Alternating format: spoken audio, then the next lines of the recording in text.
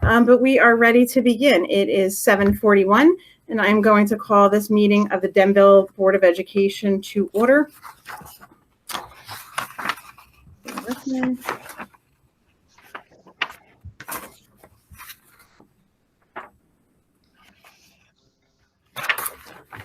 Okay, so again, sorry, I call this meeting to order. This meeting of the Denville Township Board of Education is being held in accordance with the Open Public Meetings Act due to the state of emergency declared by the governments of the state of New Jersey and the United States regarding COVID-19. This board meeting is being held via video conference and in person. Electronic and regular notice of this meeting was provided to the Daily Record and/or the Star Ledger of Morris County, has been delivered to the township clerk, has been posted on the bulletin board of the Board of Education office, and at each of the school buildings in the district. Roll call, please. Mr. Capello? Mr. Capello will not be able to make it this evening. Thank you. Mr. Cass? Here. Mr. Anderson? Here. Mr. Luer? Mr. Luer, unfortunately, is ill. Thank you.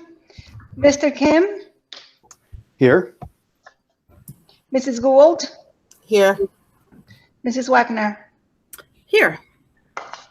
Okay, and we're going to go to the Pledge of Allegiance. If you look at the box that is, you see at Town Hall, you'll see the flag there. I pledge allegiance to the flag of the United States of America and to the republic for which it stands, one nation, under God, indivisible, with liberty and justice for all.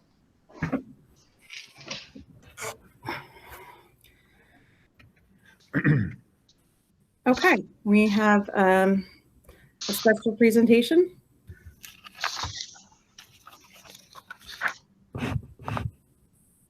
Yes, we do. We have Mr. Corman would like to present an award to one of our 8th graders. So I'd like to turn it over to Mr. Corman.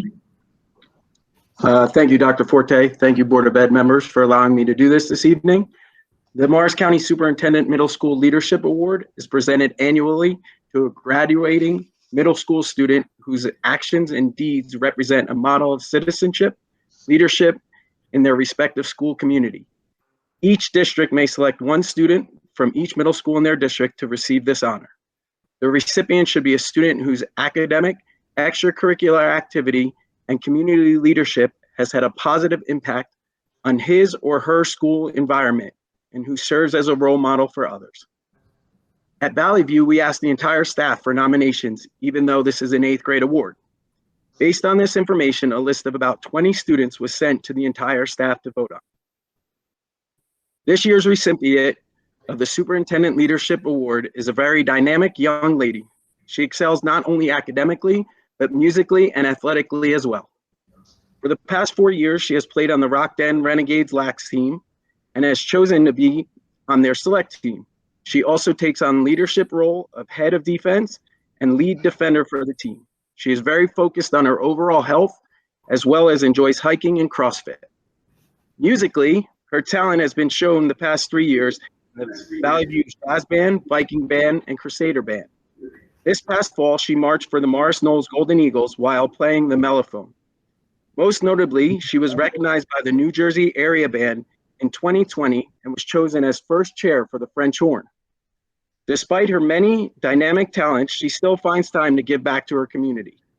She is an active member of the Valley View Builders Club, as well as a peer mentor for the extended school year program in the summertime. Academically, she excels in the classroom, managing to balance an advanced schedule and achieve high honor roll every market period she's been at Valley View. Her 2 favorite subjects are biology and algebra, as she hopes to one day become an athletic trainer, sports exercise physician, or a band director. Most importantly, she excels at being a kind, courteous, thoughtful student that treats others with respect and dignity. Congratulations to Ashlyn Albro for being this year's recipient of the Superintendent Leadership Award. In a typical year, Ashlyn would attend a dinner along with her parents, Dr. Forte, and myself. Unfortunately, as we all know, this year there will not be a dinner, but Ashlyn will receive a plaque later in the school year. Once again, I, along with the entire Valley View staff, would like to congratulate Ashlyn and her family on this great honor. Congratulations, Ashley. Congratulations. Thank you. Ashley. That's very exciting. And congratulations to your parents. I see them on there. They look very proud. I would be the same way. So thank you. And yeah, would you like to say something to everybody? Well, I'd just like to say thank you. I really appreciate having this honor. That's great. And under normal circumstances, I would say I'll see you, but maybe I will, hopefully. Good luck. Congratulations. Anybody on the meeting that was just for this, if you'd like to go, if you'd like to watch us, that's great. If not, we won't take offense if you log off now. It's fine. Congratulations again, Ashlyn. Thank you.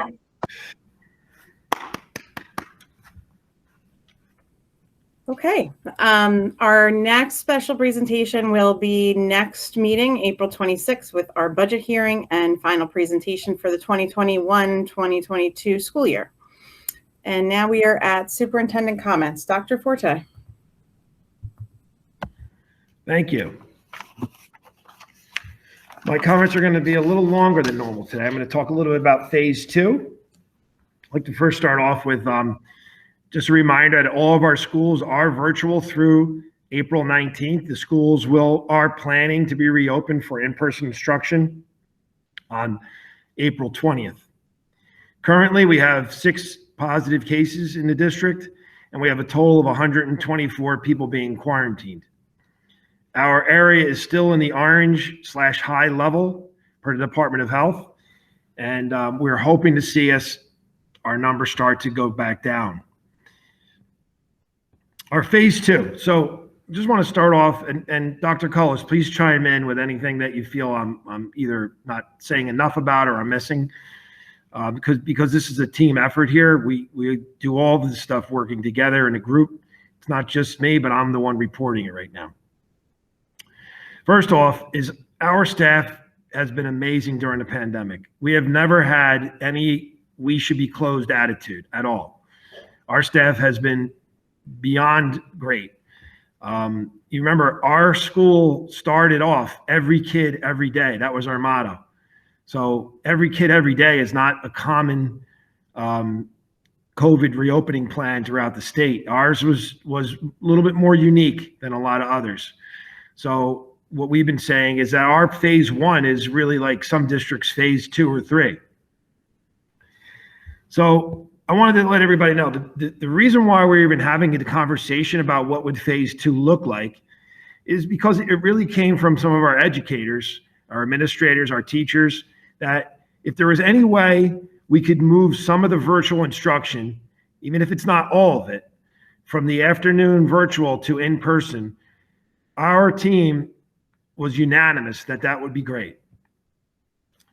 We are saying that we would like to be out of the orange for 2 consecutive weeks and or get an okay from the nurses, the doctor, Department of Health, et cetera, that we're out of the orange level. Now, originally I wanted to say we have to be out of the orange. Now I'd rather say that there is a chance that we could still do it if our region was still in the orange, but our local area was not. And that would be something that we would have a conversation with our doctor, with our physician, and our Department of Health.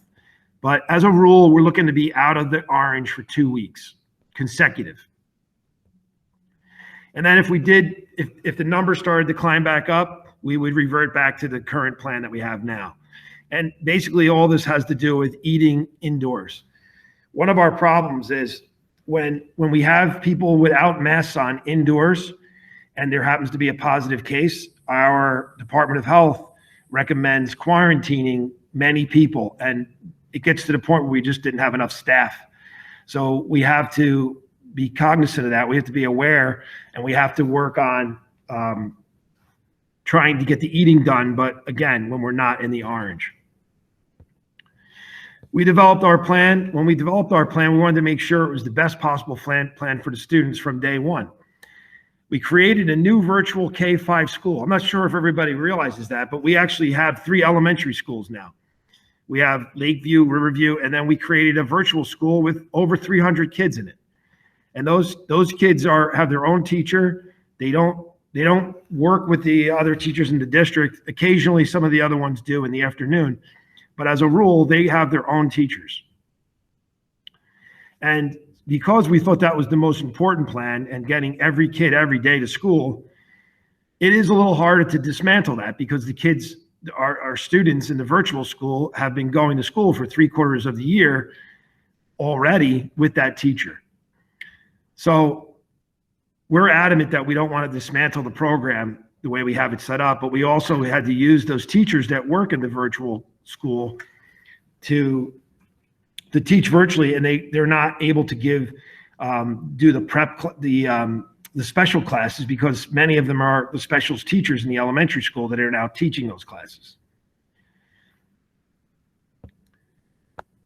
Our plan includes an additional hour of instruction, meaning we would move one of the 2 hours after lunch, after the dismissal time, to before the dismissal time, and we would add in a shortened snack/lunch period. So once this plan's approved by our Board of Education, we will disseminate it, every part of it, to the public so we know. I also want everybody to understand that our estimated personnel costs for our plan does include an increase of about $962 a day, and which would be about 35 days starting on May 3rd. May 3rd is the first time we would do that. And that cost would be somewhere in the neighborhood of $33,000. So, Dr. Cullis, would you like to say anything a little more about the plan?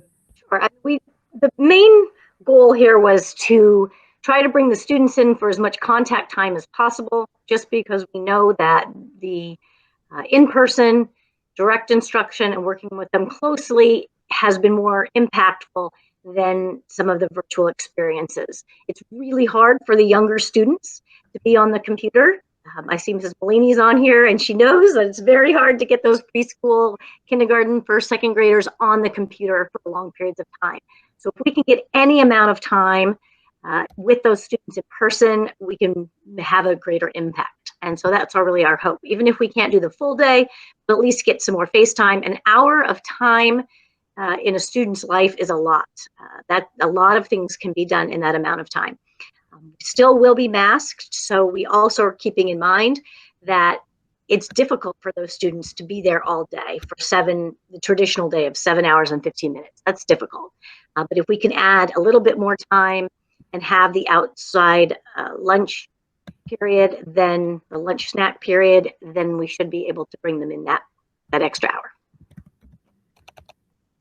And a lot of that really came from conversations with our educators. So we really plan to get this done. We're excited about it.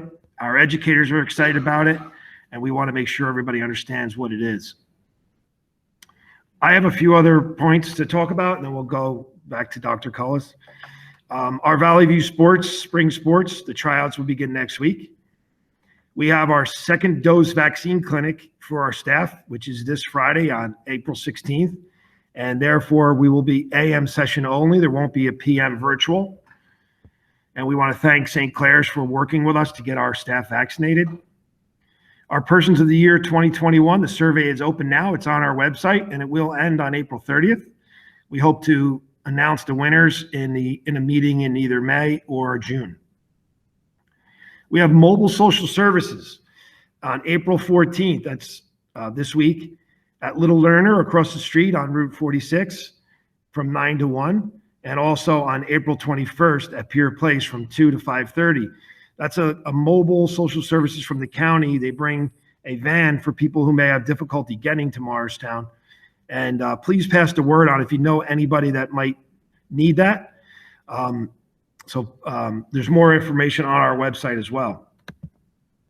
And the new marijuana law that we spoke about a couple weeks ago now does include parental notification. I just wanted to make sure that everybody's aware. We did have an updated guidance from the from the Attorney General's office came through.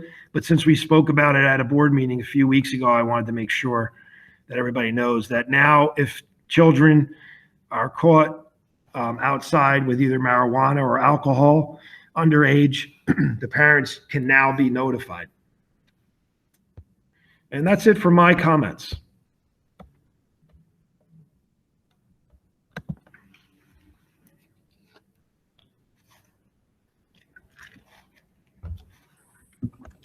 Sorry, thank you, Dr. Forte. Dr. Cullis, let's move on to your report. Well, I have some news that I think people will be anxious to hear. The State Department of Education did contact us and give us official word that the NJSLA will be canceled for the 2021 school year. So I think that serves our students better at this time, that they can get the instructional time with their teachers rather than doing the testing. So in its place, in the fall, we may be taking another assessment, similar to what we already do with our benchmarks. Currently, we use Linkit, and then the state is putting together one called Start Strong. So we may be doing something in the fall, but more information will come with that. And just a note that the 5th grade placement meeting with myself and the building administration at Valley View, it's the 6th grade transition, is at 6:30 on April 22nd, and there'll be a virtual link sent home to all families, 5th grade families. This concludes the Assistant Superintendent's report. Thank you, Dr. Cullis. Moving on to the business administrator's comments. I have a few comments. Number one, the financial disclosure statement, the ethics form, is due April 30th. If you had not submitted your form, please do so when you have a chance. Second, the preliminary budget 21-22 was successfully approved by the county, and we did advertise for the public hearing on April 3rd on the Daily Record. The next item in the agenda for tonight for your approval is the 2021 safety grant to the New Jersey School Insurance Group, and this represents about $300 more than the previous year. And this grant we normally utilize for security and safety equipment district-wide. And my last and most exciting comment is that the Association of School Business Officials informed us that the Denville Board of Education has received the Certificate of Excellence in Financial Reporting for the fiscal year 2020. We really thank the board and especially the Finance Committee for supporting us in the submission of this award. Thank you. Thank you, Damaris, and congratulations to you and your team on the award. I'm sure that there's a number of questions from the public, so we are going to open up for public discussion. It is now 7:59, and if you note on the agenda, it states just agenda items. It can be anything that you have any questions about. So please type your name in the chat, and you'll be called upon. You can then either type your question or unmute yourself and speak directly to the board.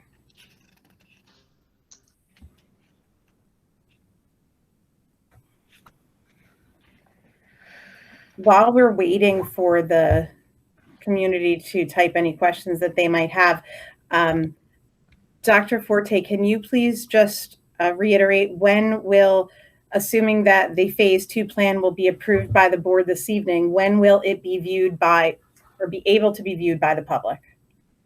If it's approved, it'll go on the website tomorrow, and it'll be sent out on Friday in my Friday email. Okay. And can you also tell us the kind of lead time? So let's say the district is ready to make the decision that there will be the change to phase 2. Approximately how much lead time do you anticipate being able to give the community? All right, let me go back for a second, because I do want to run this by the Department of Education, because it's an amendment to our original one. So it might not be going on the website tomorrow, but I'll make sure it goes out by Friday. So the lead time right now, our plan would be that we would do it we would ready to go on May 3rd. So I'll keep the public apprised as much as I possibly can as to where everybody is, where we're at, what the numbers are like, and what our plan is going forward. I would expect to be able to give at least 2 weeks notice before we do it. Great.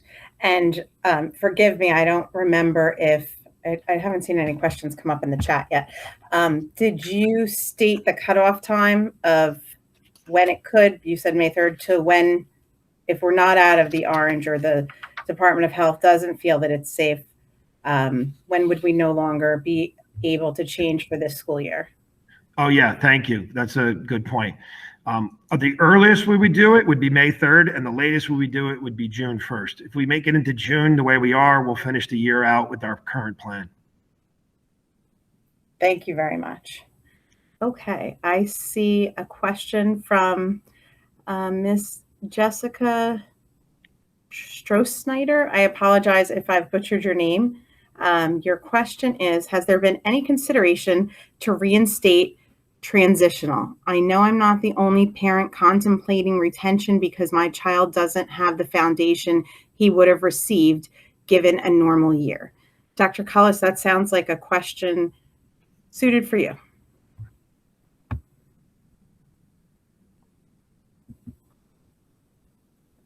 There we go. At this time, we haven't been discussing that. In the past, we were able to offer it for a few years when we had a smaller group of first grade students. We do have a smaller group of kindergarten right now because 38 of them either moved or decided to go elsewhere this year. So it's something we could consider. Unfortunately, in the past, our interest was really waning, and so we weren't able to keep that program going. But it's an amazing program, and it's certainly something that we could send out a survey to parents to see. I know that right now I have reached out to all of those that have not attended this year but originally registered for kindergarten to find out if they're coming to kindergarten or first grade for next year. But I certainly can look into that, and I can get your contact information and contact you back directly. Thank you, Dr. Cullis. We have another question from, you're on there. Do you feel like Dr. Cullis answered your question, or did you have a follow-up? Me? No, thank you. I would appreciate that because we're considering it, and I heard that you've had the program in the past, and we're new to Denville, and I was just wondering if you guys were going to do it again this year. So thank you, or next year. Thank you. Okay, Tracy Maleni, your question is there a possibility for fifth grade students going into sixth grade to visit Valley View in person before next September, or will the orientation be fully virtual at this point? Dr. Forte. If my decision was going to be right now, I would say it would be virtual, but I think there's a lot of time between now and September. So it's definitely something that we can consider, and I will bring it up with the principal of the middle school. Thank you, Dr. Forte. It is 8:05, and I don't see any other comments or questions right now, so I am going to close public session. There will be a second public session option to address the board toward the end of the meeting. And we are now on to old business. Mr. Kim, would you please move us through old business? Sure, I'd be happy to. I'd like to motion for action to be taken tonight that the board approves the attached plan for phase 2 of the Denville School's return to school plan for 2020-2021, which can be found in Appendix U, originally approved on August 10th, 2020, and revised on September 10th, 2020, reference 1-4. I'll second. Thank you, Mr. Anderson. Questions, comments, concerns? Yeah, Mrs. Wagner, if you don't mind, I do have a question for either Dr. Forte or Dr. Cullis. I know that we opened up the schools or the parents to reinstate their kids to the in-person schooling, did we see a large number of children switch from all virtual to in-person? And if so, or what was the number the number of students that we saw that transition over? It's around 100 students came back, around 55 in the middle school, and then the 2 elementary schools split somewhere in the, I know I put it in my report last week. It's okay. But there's 100 kids approximately coming back. The majority, more than half, are going to the middle school. The middle school, this is just to bring this up again. The middle school is a live streaming school. It's not, we did not create a virtual middle school.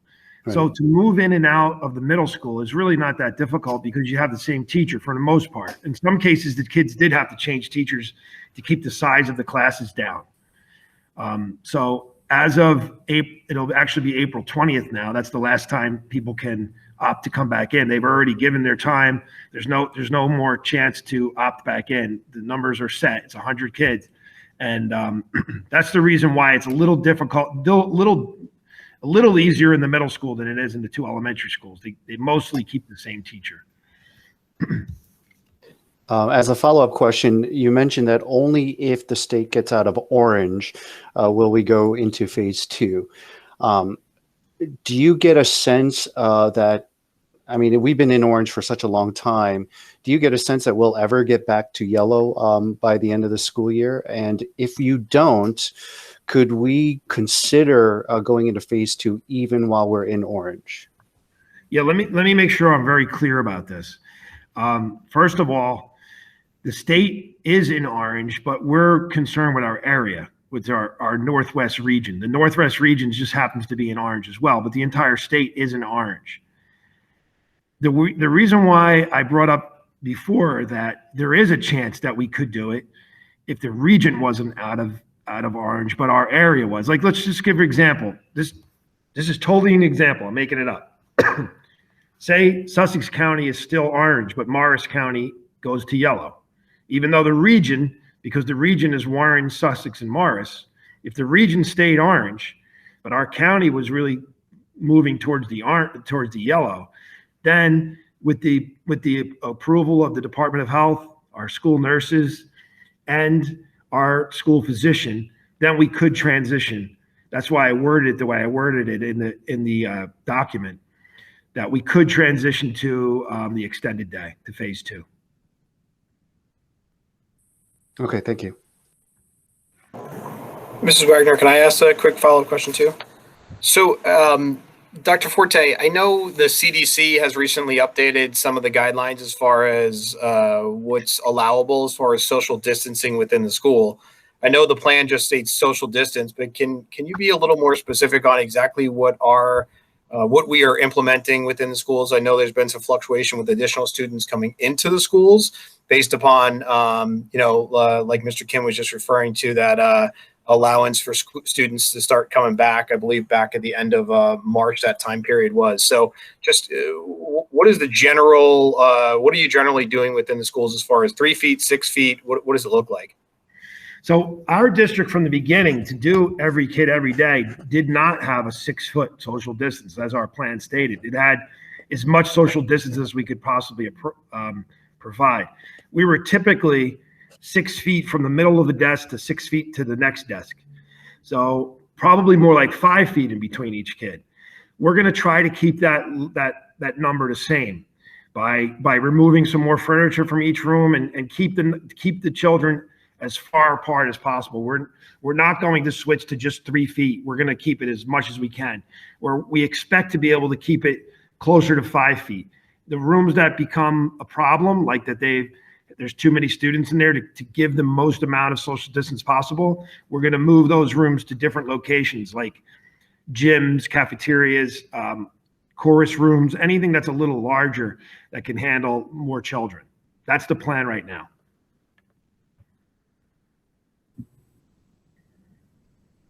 You know what's really important to note too? So they say the Department of Health and the CDC says that you can do 3 feet, but they still quarantine anybody within 6 feet.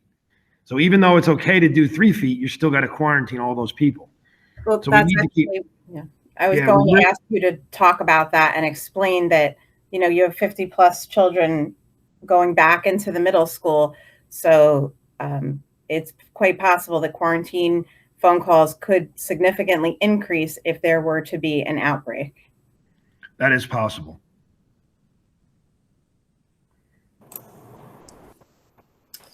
If I could ask a question, for the classes that are virtual only, how you mentioned how they're set up, the ones that are they're virtual only, if the school day in person changes the schedule, will it change for them as well, or no? Dr. Cullis, I'm not sure what they're planning to do with that. Do you know, Dr. Cullis? So what might change slightly? I mean, they're pretty much going to be a self-contained experience still. So their schedule doesn't change a lot. But what will change is right now they're going virtually with students to specials, and that may be different. They may be just having a special on their own because those students wouldn't make it home in time to do the special with the virtual students. So they may be having their own PE, their own arts. And so that might change slightly. But as far as the instructional day, that really won't.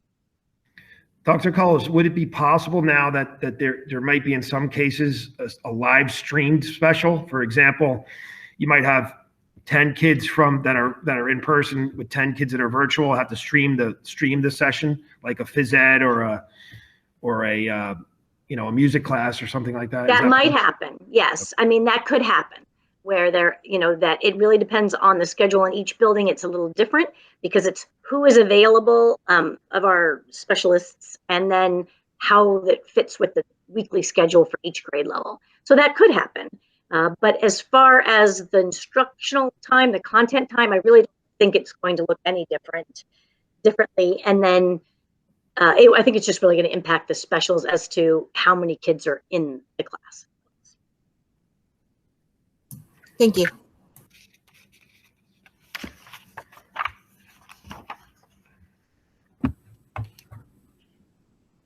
If there are no other questions, roll call, please.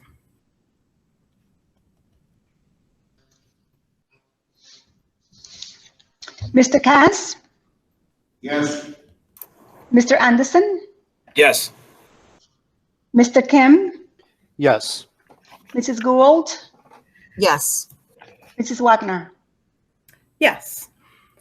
And now we are at new business action to be taken. Mr. Anderson, would you please move us through personnel? Sure. If there are no objections, I'd like to move items 1, 2, and 3 as a block. I'd like to point out on the addendum to the agenda, there's an addition under item 1D as in David. These include new hires, resignation, retirement, normal adjustments of staff, substitutions, as well as one other FMLA item under number 3. Second. Thank you, Mr. Anderson. Thank you, Mr. Kim. Questions, comments?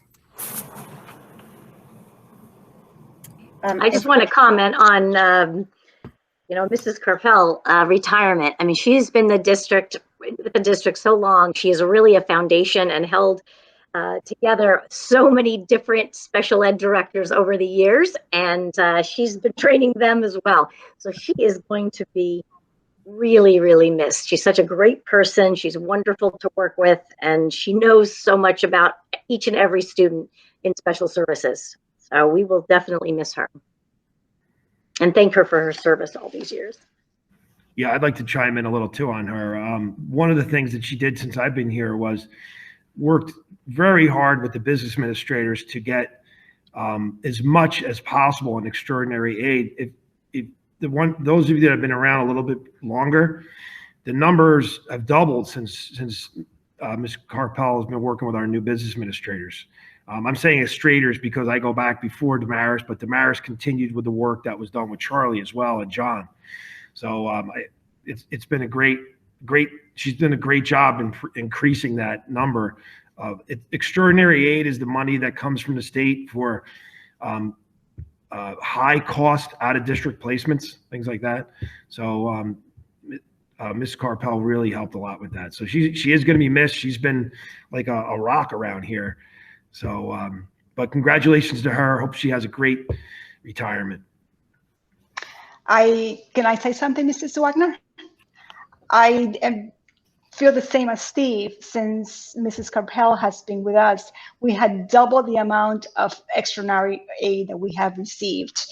And she has a lot of knowledge. She is so helpful with everybody, special education students, teachers, staff, co-workers.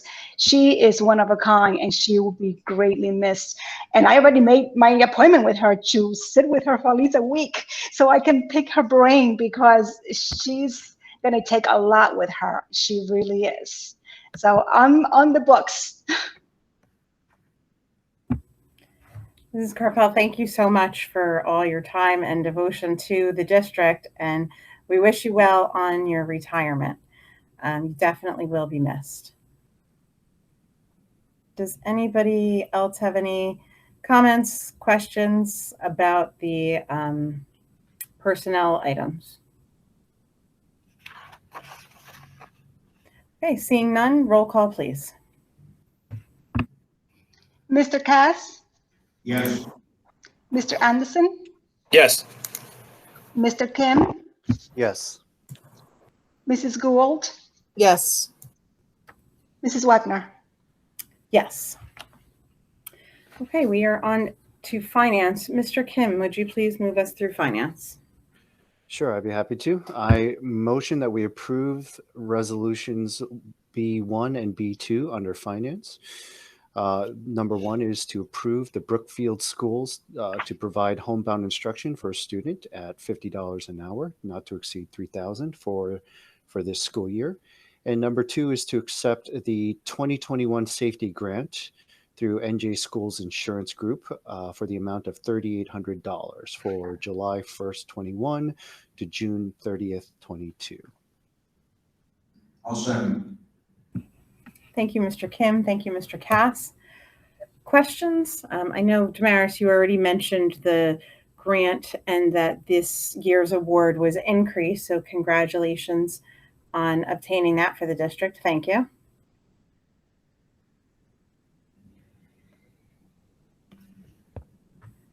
Okay, I don't see any other comments or questions, so roll call, please. Mr. Cass? Yes. Mr. Anderson? Yes. Mr. Kim? Yes. Mrs. Gould? Yes. Mrs. Wagner? Yes. On to operations. Mr. Cass, would you be able to move us through operations, please? Sure. Under operations, we have 2 transportation items to be moved.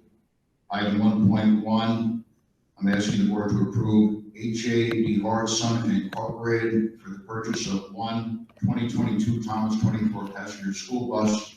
They were the lowest responsible bidder according to our district bid document requirements. And the amount is $65,179.17. Item 1.2 is for the board to approve Truck King International for the purchase of 3 2022 International 54 passenger school buses. They were the lowest responsible bidder, and the amount per bus is $95,696.20. Second. Thank you, Mr. Cass. Thank you, Mr. Kim. Comments, questions, concerns? Damaris, can you just remind me the funds for these bus purchases are they coming out of the 2020-2021 school budget or budget year? Or? Funds will be coming out of the 2021 budget, and these are funds that we saved from the previous year pre-buy that we were able to save for this year with the anticipation of COVID expense.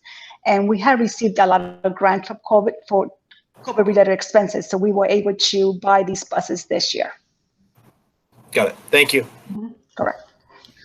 And Damaris mentioned that she would like to get them approved tonight just because of the lead time. It takes some time.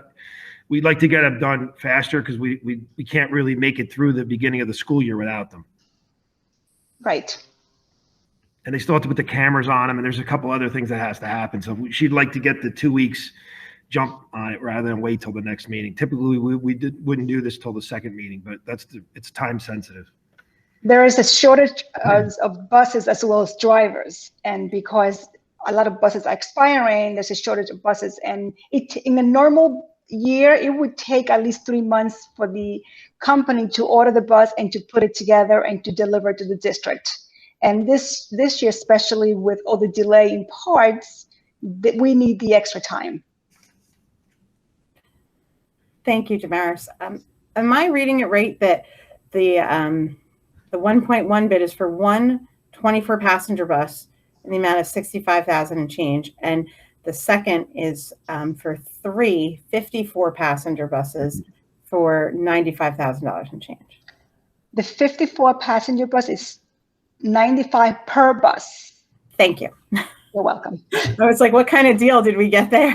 No, it's per bus. Okay. But still, relatively, the 24-passenger bus is a lot more expensive than the 54-passenger. Okay. All right, roll call, please. Mr. Cass? Yes. Mr. Anderson? Yes. Mr. Kim? Yes. Mrs. Gould? Yes. Mrs. Wagner? Yes. Okay, on to no action to be taken under old business. Mr. Anderson, would you move us through that, please? Sure. At our next meeting, myself or someone else will move us through old business, including reports from March 2021, education reports, including report of student enrollment, health office report from March of 2021, as well as our minutes from the work session of February 8th and our regular session of February 22nd. Thank you. And we are also going to be covering new business. And I'm going to ask you again, Mr. Anderson, to go through the personnel items that we'll be covering at the next meeting. Sure. So far on the agenda, or planned on the agenda for our next meeting under personnel includes items 1 through D, which are leave replacement, long-term substitute, a stipend for intramural cross country, as well as a additional stipend for one of our administrators to coordinate and implement the summer 2021 Denville Accelerated Learning Academy. Thank you. Okay, currently, there are no items listed under IMP.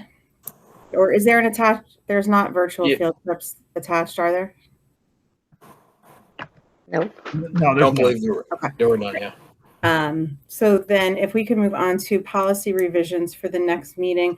Mrs. Gould, would you mind just getting us through that agenda item? Sure. At the next meeting, someone will move to approve the following resolutions under policy revisions for the first reading regarding a board member resignation and removal, remote public board meetings during declared emergency, earned sick leave law, family leave, Every Student Succeeds Act, Title I fiscal responsibilities, student surveys, analysis and/or evaluations, Every Student Succeeds Act complaints, employment of support staff members, administration of medical cannabis, political contributions, lead testing of water in schools, student records, and they will also abolish some of the, I assume these are just the superseded policies and regulations that will now be covered in the ones listed above. Yes, they'll either be covered in the ones above or some other policy. The document I included in the folder, if you'd like to see it, tells you where each one goes. Thank you, Mrs. Gould. On to finance for next meeting. Mr. Kim, would you mind reviewing those items, please? Sure, I'd be happy to. Next meeting, we will be, I will be motioning the resolution to approve the 2021-2022 budget for our district, which is going to be amount from the general fund for $37,998,000 and let me start over. $37,998,857, special revenue fund of $343,570, totaling $38,342,427. Along with that, so there's some sub-resolutions that there should be raised taxes for the general fund for $32,489,754. Be it further resolved that the budget includes the use of maintenance reserve withdrawal for $200,000 to assist in funding building repairs and equipment district-wide. Also to use the capital reserve withdrawal of $2.9 million to assist with the Lakeview Elementary School roof replacement, as well as the Riverview HVAC upgrade, 911 security project, as well as interior door projects. There's also, we're going to recognize the school staff and board members that incur travel expenses related to and within the scope of their current responsibilities. Also it requires board members to receive approval of these expenses by the majority of full voting membership of the board, and to establish regular business, district business travel only for a threshold of $150 per event that requires board approval, as well as the maximum, establish a maximum dollar limit for travel expenditure as defined by New Jersey code. And therefore be it resolved that the Denville Board of Education approved to establish a maximum travel expenditure of amount of $41,800 for the school year. Be it further resolved that the Board of Education approve a maximal annual expenditure for professional services in accordance to code, where the auditor would get $32,500, the attorney $80,000, and the architect of $5,000. Mrs. Wagner, could I ask a question to Damaris, please? Of course. Damaris, during the Finance Committee, both the one that I missed along with a prior one, we mentioned that the New Jersey school boards had a sample resolution. Are we going to be just putting this resolution up for approval in the next meeting as well? Last committee meeting, we discussed that the committee will bring it up either tonight or the next board meeting for discussion, and leave it up to the board to see if everybody's in consent to put the resolution for the next agenda. Mrs. Wagner, if we can maybe discuss this now, Mr. Cass, if you don't mind, do we want to, as a board, include this sample resolution as a resolution for our district for Chapter 44? Mr. Kim, it might be wise to inform the rest of the board what was this resolution about. I don't believe it's part of the attachments. The resolution is basically in reference to Chapter 78 and Chapter 44. A lot of districts had incurred a big loss due to the change from Chapter 78 to 44 with the premium adjustments and the contribution from the staff. And therefore, us, Denville, we did incur a small change, but within 6 months we'll be fine because of the budget being adjusted. However, there are other districts has been faced with a huge loss, and it would take several years for them to recuperate. And therefore, the New Jersey School Board Association would like district to consider putting this resolution for adoption and sending it to the, I believe it's back to them and to the governor.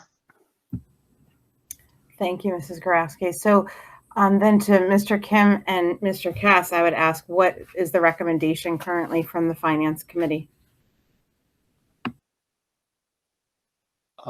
I believe, Mr. Cass, you took the meeting minutes since I missed it, and I believe you did make a recommendation in the minutes. Did you want to share that, or would you like me to share that, or?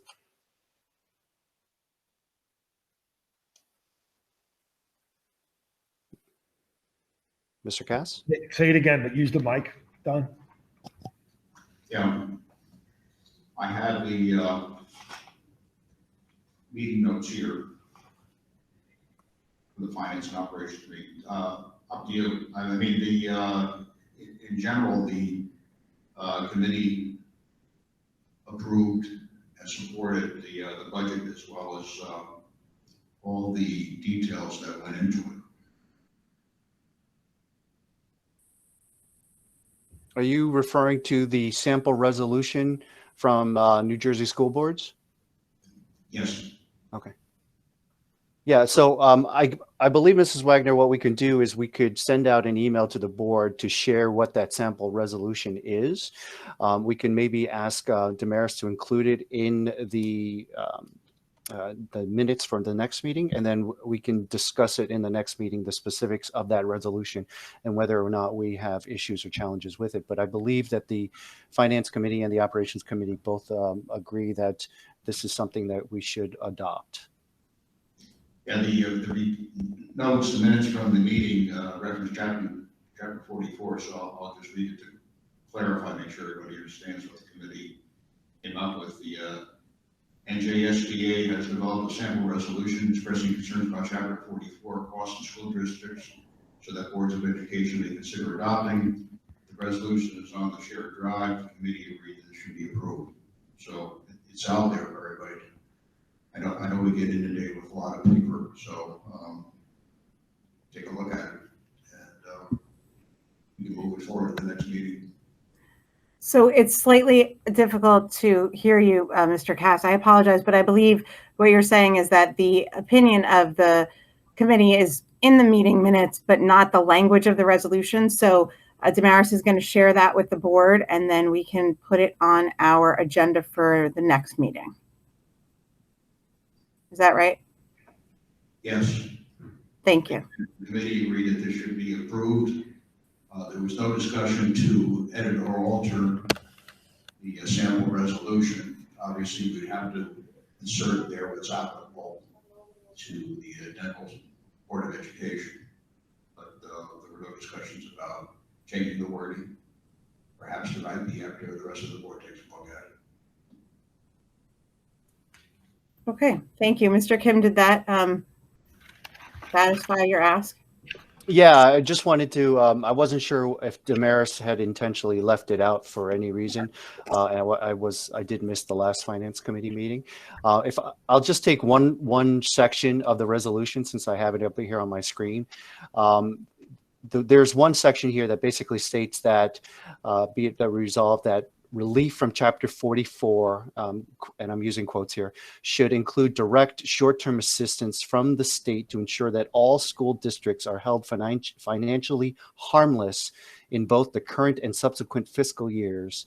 And that's just one section of the sample of the resolution that was drafted by school boards. So I do think that that is something that we should adopt, and I would like to recommend that Damaris includes that in the next in the minutes for the next meeting so that we can vote on it or at least discuss it.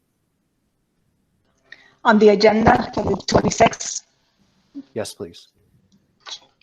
And then Damaris, it sounds like the committee had a discussion and they're in favor of the resolution as is. Would you say that that's your recommendation as well? And if you want to review everything, just please add that in with the language of the resolution as to your recommendation. Absolutely. Thank you. Sure. Okay, I think that we added that after Mr. Kim wrapped us through the budget. And Mr. Kim, I was going to tell you, you should have recorded yourself so that next meeting you can just hit play and you don't have to read all that again. So, maybe after the YouTube recording gets up, you can work on that. Yeah. Thank you for the suggestion. Yeah. It does not look like, thank you for reading the very long list of resolutions there for the budget.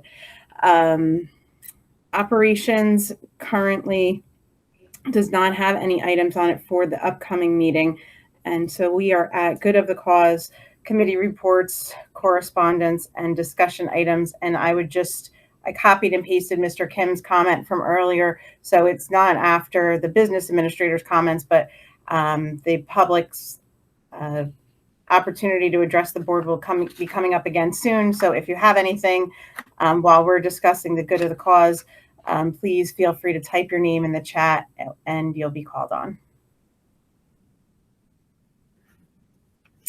So for good of the cause items for our highlights, we have I wrote them up. Let me see if you think they're good. Okay. Retirement of long-term special services administrative assistant, Ms. Dale Carpel, with congratulations. Phase 2 of our reopened schools plan. The 2021 school budget will be presented and approved at the April 26th meeting. And congratulations to Middle School Student Leadership Award winner, Ashlyn Albro, grade 8, Valley View Middle School. How's that? You forgot the award. Oh, yeah, I forgot. You're right. I think, yeah, you're right. I will put that on there too. Is that So good? this week we have 4. Yeah, that's great. We're going to have 5, actually. That's okay. Okay.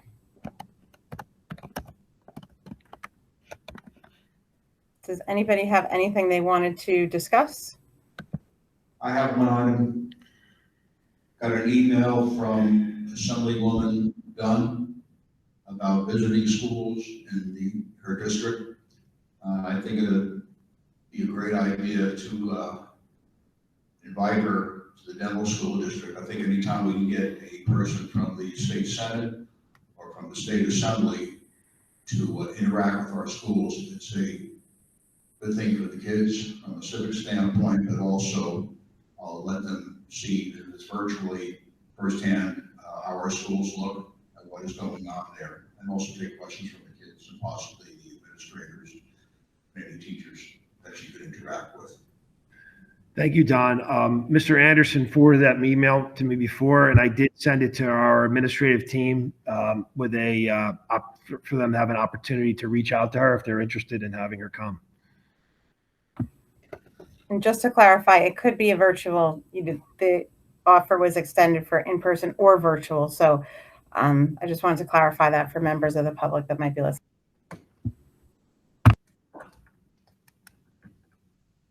Mrs. Wagner, if you don't mind, I do have a question for Dr. Cullis or Dr. Forte. Have you both discussed or started thinking about what the next school year might look like and whether we're going to continue to offer the hybrid or the all virtual option as well, or are we looking to move away from the all virtual for the next school year? Dr. Cullis, would you like to jump in on that? Sure. I mean, the governor right now is looking at all open, right? All in person, with the exception of people that are medically fragile. I mean, that's really, it's more of an exception than having a planned full program. And we really want to have all of our teachers back in our buildings, because to go back to full instruction, we need all of our specialists back in their roles to have it run as it has in the past prior to the pandemic. So I'm hoping that everything is in person. It would be challenging. We would need to hire additional teachers if we're going to do something like that. So we'd have to look at how many students might be involved in something like that. I think it's safe to say that we will not be doing the program we have right now in September.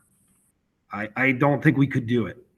So we would have to come up with some kind of a virtual plan for children who require virtual.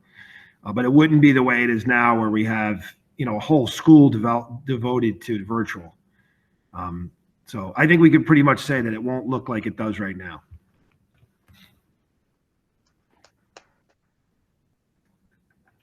As a follow-up, but not related to the schools, I do think that our turnout for our board meetings have been substantially higher now that we have this virtual option available to us.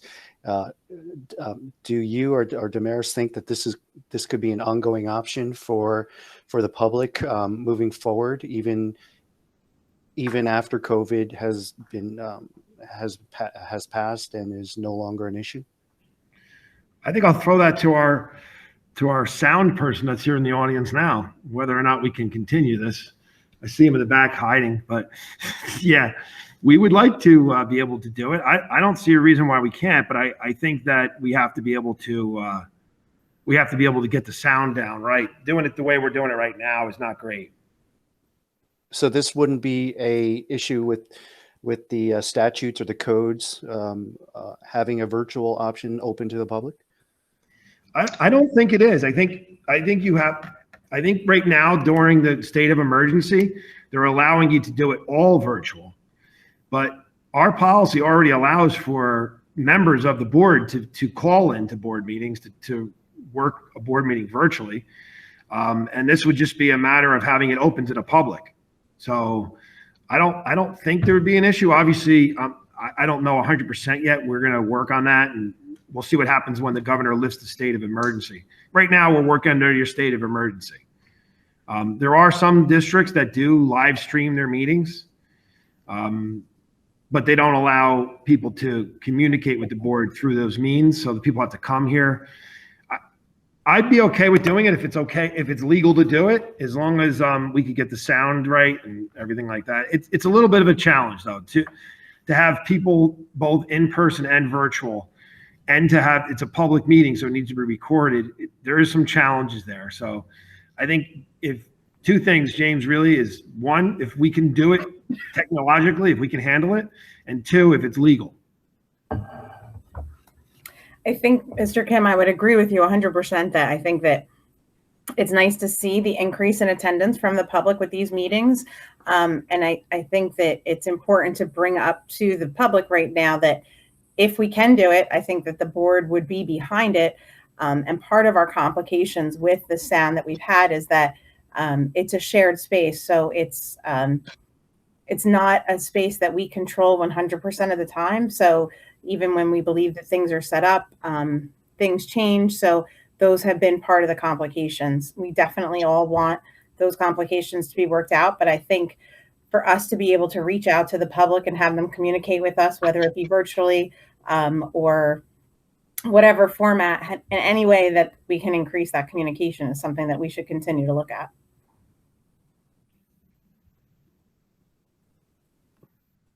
Thank you. Thank you. Does anybody have anything else? No. Okay. So then it is 8:43, and we are going to open up for our second public comment section. Again, if you'd like to have any questions or comments addressed to the board, please type your name in the chat box, and we will call upon you. What time did I say, Damaris? 8:43. Okay, great. The public had a heads up a little bit before in the chat box, and I am not seeing any questions. It is 8:44, so I'm going to close public comment. We do have a need for an executive session this evening for legal, and Dr. Forte emailed everyone the call-in. So if you could please look at that. And then I'm going to move that we move into executive session in accordance with Section 8 of the Open Public Meeting Act. The purpose of this closed session will be to discuss legal issues. Minutes of this session will be made available to the public when the need for confidentiality no longer exists. Second. And Mrs. Wagner, we will not be voting after this. Thank you for the reminder. Thank Yes, you. we will come back to the public session just to close out the meeting, but there will not be any more agenda items that we will be voting on. Thank you. Let's have a, before, I want to do this because I know how, once it goes, everybody hangs up. Let's do the call at 8:50. So everybody, yeah, I sent you the call information. We'll let everybody get out of here. That needs to get out, and we'll get on the private call with the number I emailed everybody this evening. Okay. So You have to take action on that. Don't forget. Yep. I'm sorry, You have Mr. Anderson. What? You have to vote on the executive session motion, correct, Damaris? All in Yeah, favor, that kind of thing? That vote was Yes. interrupted. Yes, thank Sorry, you. I didn't want to miss it before we jumped off. No, you're right. Thank you. So Thank all you, in Mr. favor, Anderson. all in favor of moving to the executive session? Aye. Aye. Aye. All those opposed? Any abstentions? Okay, we are in executive. We'll see you on the, or we'll hear you on the call at 8:50.